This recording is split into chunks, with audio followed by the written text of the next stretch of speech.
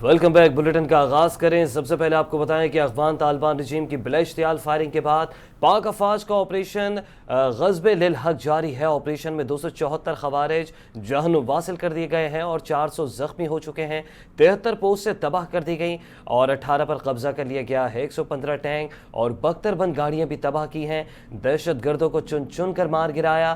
دشمن کے خلاف لڑتے ہوئے افواج پاکستان کے 12 جوان وطن پر قربان، 27 زخمی ہوئے، ایک لاپتہ ہے۔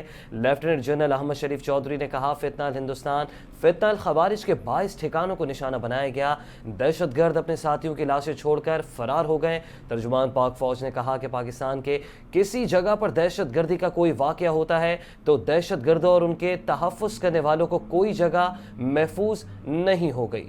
جبکہ افغان طالبان رجیم دہشت گردوں یا پھر پاکستان کو منتخب کریں، ہماری چوائس کلیئر ہے۔ پاکستان کے مفادات کا تحفظ ہر قیمت پر کیا جائے گا۔ آپریشن غزب للحق مقاصد کے حصول تک جاری رہے گا۔ افغان سرحد پر افغان طالبان رجیم کی بلا اشتعال کارروائی پاکستان نے بھرپور جواب دیتے ہوئے افغان طالبان کے کئی ٹھکانے تباہ کر دیے ہیں۔ افغان طالبان نے پاک افغان سرحد کے مختلف مقامات پر فائرنگ کی اور چترال سیکٹر پر افغان طالبان کی چیک پوسٹ کو تباہ کر دیا گیا۔ انگور اڈا میں بھی ایک افغان پوسٹ کو تباہ کر دیا گیا۔ سیکیورٹی ذرائع کے مطابق پاک فضائیہ نے جوابی کارروائی کرتے ہوئے افغان صوبہ لغمان میں اسلحہ ڈپو اڑا دیا۔ ABF battalion headquarters Nangarhar brigade بھی تباہ کر دیا گیا۔ باجوڑ میں افغان طالبان کی 2 چوکیاں تباہ کیں۔ افغان صوبے پکتیکا کی پوسٹ پر قبضہ کر لیا۔ پاک فوج کی کارروائی پر افغان طالبان پوسٹ چھوڑ کر بھاگنے پر مجبور ہو گئے۔ پاک فوج نے پکتیکا میں افغان طالبان کے اہم فوجی تنصیبات اور ہیڈ کوارٹرز کو بھی تباہ کر دیا۔ پاکستان کی فیصلہ کن کارروائی کے بعد افغان طالبان نے متعدد بار پوسٹوں پر سفید جھنڈا بھی لہرایا۔ افواج پاکستان کی فوری اور مؤثر کارروائی سے افغان طالبان شدید بوکھلاہٹ کا شکار ہو گئے۔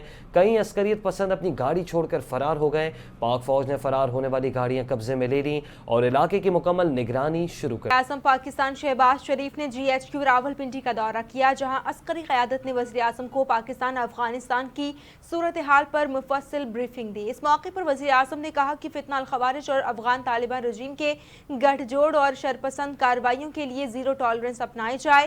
افغان طالبان رجیم اور فتنہ الخوارج کی پاکستان کے خلاف کارروائیاں ناقابل قبول ہیں۔ شہباز شریف کا کہنا تھا کہ فیلڈ مارشل سید عاصم منیر کی قیادت میں افواج پاکستان ملک کی حفاظت کے لیے ہر دم تیار ہیں۔ پاکستان کسی بھی جارحیت کے خلاف اپنا دفاع کرنا بخوبی جانتا ہے۔ وزیر اعظم نے افغان طالبان رجیم کے سرحدی علاقوں میں حملوں کو پسپا کرنے پر افواج پاکستان کی تعریف کی اور بھرپور جوابی کارروائی کرنے پر افواج پاکستان کی پیشہ ورانہ صلاحیتوں کو سراہا۔ بولے پوری قوم عرض وطن کی حفاظت کے لیے اپنی افواج پاکستان کے شانہ بشانہ کھڑی۔ وفاقی وزیر اطلاعات عطا تارڑ کا میڈیا سے گفتگو کرتے ہوئے کہنا تھا کہ افغان طالبان رجیم دہشت گردوں کی پشت پناہی کر رہی ہے۔ افغانستان میں دہشت گردوں کو تربیت دی جاتی ہے، اب کوئی ڈھیل نہیں ملے گی۔ افغانستان میں خواتین، بچے، اقلیتیں محفوظ نہیں۔ افغان شہری بنیادی حقوق سے محروم ہیں۔ پاکستان میں حالیہ دہشت گردانہ کارروائیوں کے لیے افغان سرزمین استعمال کی گئی۔ افغانستان میں اس وقت طالبان کی غیر قانونی حکومت ہے، انہوں نے زبردستی حکومت پر قبضہ کر رکھا ہے۔ وفاقی وزیر اطلاعات و نشریات نے مزید کہا کہ اسلام آباد کچہری اور ترلائی حملے میں افغان شہری ملوث تھے۔ افغان طالبان رجیم مذہب کو ذاتی مفاد کے لیے استعمال کر رہی ہے۔ ان کے دور میں لڑکیوں کی تعلیم پر پابندی ہے۔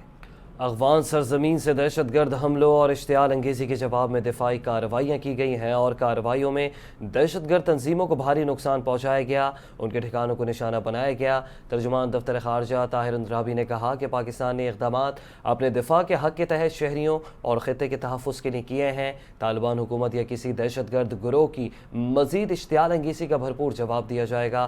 خطے میں امن و استحکام چاہتے ہیں، دہشت گردی کے مسئلے پر سفارتی کوششیں جاری رکھیں گے۔ پاکستان کی خیر سگالی کو غلط سمجھا گیا، افغان سرزمین سے حملوں میں اضافہ ہوا۔ افغان حکومت سے مطالبہ کیا کہ فتنہ الخوارج، فتنہ ہندوستان کی سرگرمیاں فوری طور پر روکی جائیں۔ عالمی برادری طالبان حکومت پر دہشت گرد گروہوں کے خلاف ٹھوس کارروائیوں کے لیے دباؤ ڈالے۔ نائب وزیر اعظم اسحاق ڈار کا قطر، سعودی عرب اور ترکیہ کے بعد مصر کے ساتھ بھی رابطہ ہوا ہے۔ اسحاق ڈار کی مصر کے وزیر خارجہ ڈاکٹر بدر سے ٹیلی فونک گفتگو ہوئی۔ پاکستان افغانستان کے درمیان موجودہ صورتحال پر تبادلہ خیال ہوا۔ وزراء خارجہ نے خطے کی صورتحال پر گفتگو کی۔ اسحاق ڈار نے کہا کہ بلا اشتعال جارحیت کے خلاف متوازن مگر فیصلہ کن رہا ہے۔ ہماری مسلح افواج نے ملک کی خود مختاری، علاقائی سالمیت کے تحفظ کے لیے آپریشن غصب للحق کے تحت کامیاب کارروائیاں کیں۔ ترجمان دفتر خارجہ کے مطابق دونوں رہنماؤں نے خطے میں امن و استحکام کی اہمیت کو اجاگر کیا۔ بدلتی ہوئی صورتحال پر رابطے میں رہنے پر اتفاق۔ ایران نے پاکستان اور افغانستان کے درمیان حالیہ کشیدگی کے خاتمے کے لیے مذاکرات میں سہولت کاری کی پیشکش کر دی ہے۔ ایرانی وزیر خارجہ عباس عراقچی کا اردو میں پیغام دیتے ہوئے کہنا تھا کہ پاکستان افغانستان بات چیت میں ایران سہولت اور باہمی تعاون کے فروغ کے لیے ہر ممکن مدد کو تیار ہے۔ ماہ مبارک رمضان ضبط نفس اور عالم اسلام میں یکجہتی کے فروغ کا مہینہ ہے۔ مناسب ہے کہ افغانستان اور پاکستان اختلافات کو حسن ہمسائیگی اور مکالمے سے حل کرے۔ روسی وزیر خارجہ نے بھی مطالبہ کیا ہے کہ پاکستان اور افغانستان فوری طور پر ایک دوسرے کے خلاف حملے روکے اور دونوں ممالک کے اختلافات کو بات چیت سے حل کرے۔ پاکستان کے عوام نے سوشل میڈیا پر اسکائی نیوز کا پاکستان کے خلاف کیا گیا جھوٹا پروپیگنڈا بے نقاب کر دیا۔ پاکستانی سوشل میڈیا صارفین کے شدید دباؤ کے بعد اسکائی نیوز اپنی ایکس پوسٹ ڈیلیٹ کرنے پر مجبور ہو گیا۔ اسکائی نیوز نے افغانستان ایئر فورس کے ذریعے پاکستان پر حملے کا جھوٹا دعویٰ کیا تھا۔ اسکائی نیوز کی سوشل میڈیا پر پوسٹ پر ہزاروں پاکستانیوں نے رد عمل دیتے ہوئے کہا کہ افغانستان ایئر فورس کا تو وجود ہی نہیں ہے۔ اسکائی نیوز اس سے قبل بھی پاکستان اور افواج مخالف پروپیگنڈا میں ملوث ہونے کی وجہ سے بے نقاب ہو چکا ہے۔ اسکائی نیوز بل اوم اور ان کی افغانی نژاد اینکر جلدہ حکیم عرصہ دراز سے پاکستان مخالف پروپیگنڈا میں ملوث ہے۔ اسکائی نیوز کی غیر معیاری صحافت پر سوشل میڈیا پر سوالات اٹھے۔ پاکستان باوقار امن چاہنے والا ایک ذمہ دار ملک ہے۔ 7 سال پہلے دشمن نے رات کی تاریکی میں خود مختاری چیلنج کر کے پاکستان کے عزم و صلاحیت کا غلط اندازہ لگایا۔ پاک فضائیہ نے دن کی روشنی میں جواب دے کر عددی برتری رکھنے والے دشمن کی طاقت کا نشہ اتار دیا۔ آپریشن سوئفٹ ریٹارڈ سے متعلق پاک فضائیہ ہیڈ کوارٹر میں تقریب کرتے ہوئے سربراہ پاک فضائیہ ظہیر احمد بابر سدھو نے کہا کہ فضائیہ قوم کی توقعات پر پورا اترے گی۔ مارچ 2021 سے مالی مشکلات کے باوجود پاکستان فضائیہ نے جامع جدت اور خود انحصاری کی پالیسی اپنائی اور خود کو نیکسٹ جنریشن ایئر فورس میں تبدیل کرنے کی کوششیں جاری رکھی ہیں۔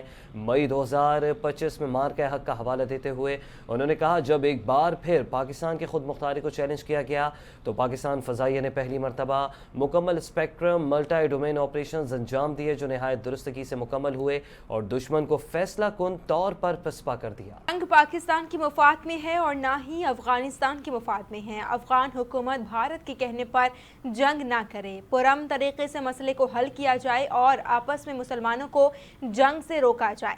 امیر جماعت اسلامی پاکستان حافظ نعیم الرحمان کا کراچی کے اورنگی ٹاؤن میں افطار ڈنر سے خطاب، کہا کہ حکمرانوں سے بھی کہنا چاہتا ہوں کہ اس جنگ سے ہمارا کوئی فائدہ نہیں ہے۔ افغان سرزمین اگر دہشت گردی کے لیے استعمال ہوتی ہے تو نقصان ہمارا بھی ہوگا۔ انہوں نے کراچی کے عوام نے جن لوگوں کو مسترد کیا انہیں عوام پر مسترد کر دیا ہے۔ پیپلز پارٹی اور ایم کیو ایم دونوں نے مل کر کراچی کو تباہی اور بربادی کی طرف دھکیل دیا۔